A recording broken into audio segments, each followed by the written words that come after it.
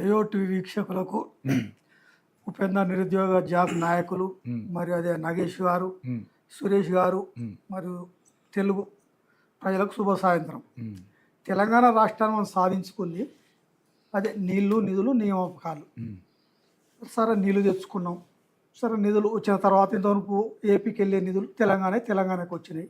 నియామకాల కాడికి వస్తే తెలంగాణ రాష్ట్రం వచ్చినాక తెలంగాణ ప్రజలకే ఉద్యోగాలు దక్కాలనే కాన్సెప్ట్ తోటి కేసీఆర్ గారు లోకల్ అదే 95% అది లేట్ అయింది.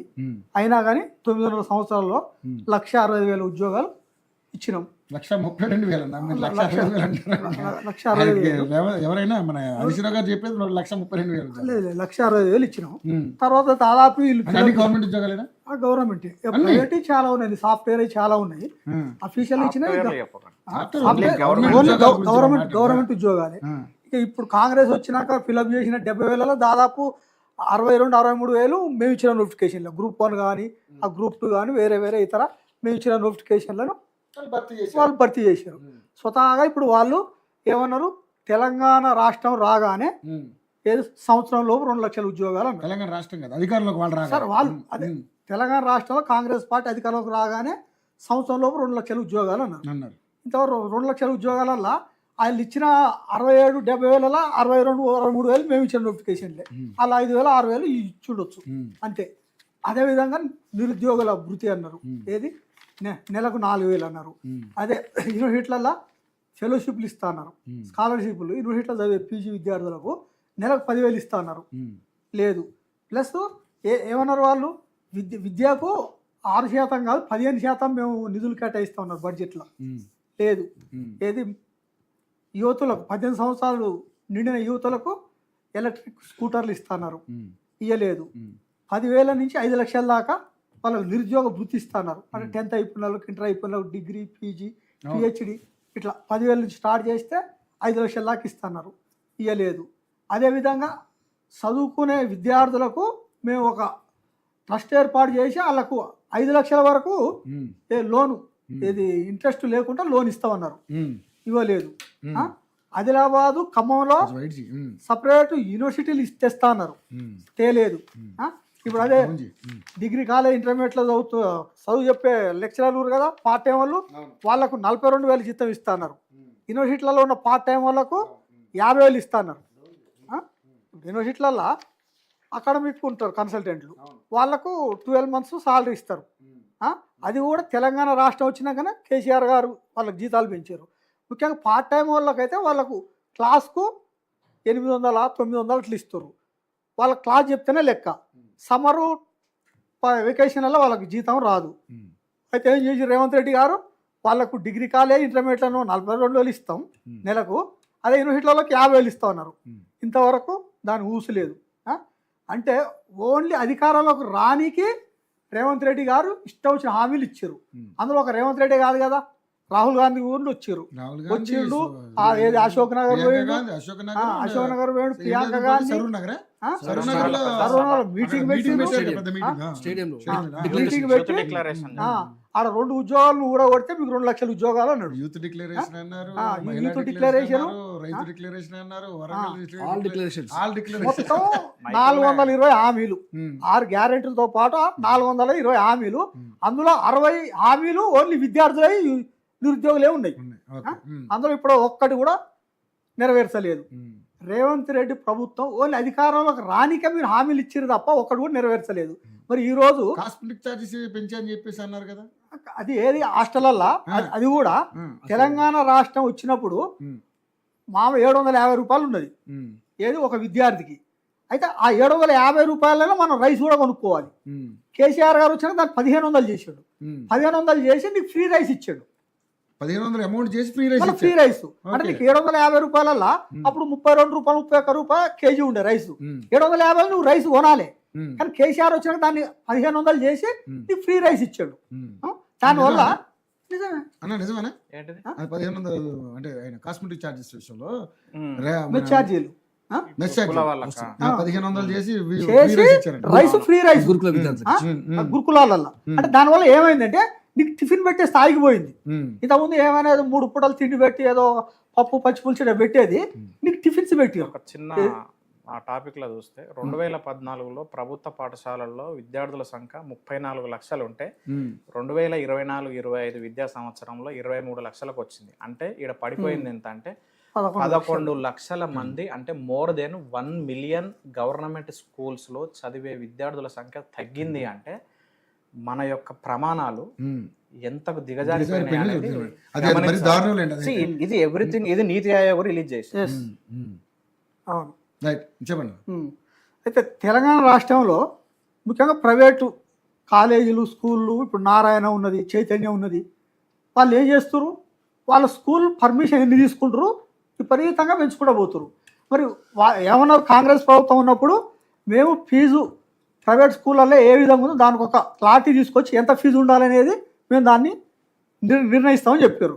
కానీ ఈరోజు 45-50 వేలు ఉండవలసిన ఫీజు లక్షలు, 1,50,000, 2 లక్షలు.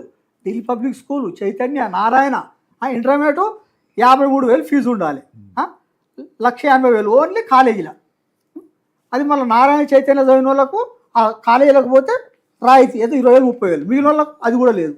అంటే గవర్నమెంట్ స్కూళ్ళల్లో ఉన్న టీచర్లు వాళ్ళు ఎలిజిబిలిటీ ఉన్నోళ్ళు, కానీ అక్కడ ప్రైవేటు స్కూళ్ళల్లో, కాలేజీలలో ఉద్యోగం రాని వాళ్ళు అక్కడ క్లాసులు చెప్తారు.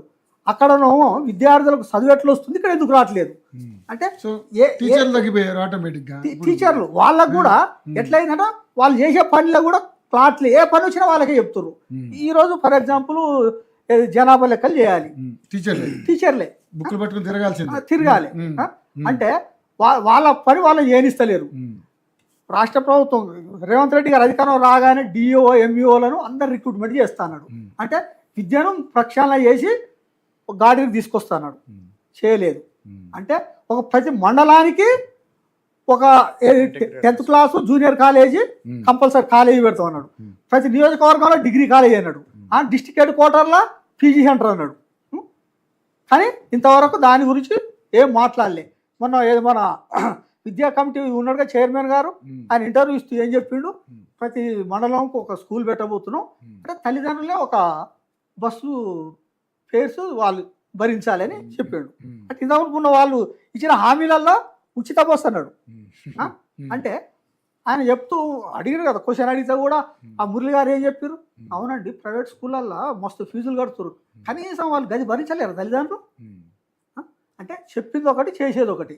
అయినా నీకు 100 రోజులలో చేస్తాను, 6 నెలల్లో చేస్తాను కొన్ని హామీలు ఇచ్చినావు, ఇప్పటి వరకు 2 సంవత్సరాలు దాటిపోయింది, 2.5 సంవత్సరాలు కూడా కంప్లీట్ అయింది, అయినాక కూడా కనీసం ఇంప్లిమెంట్ చేయడానికి లేదు.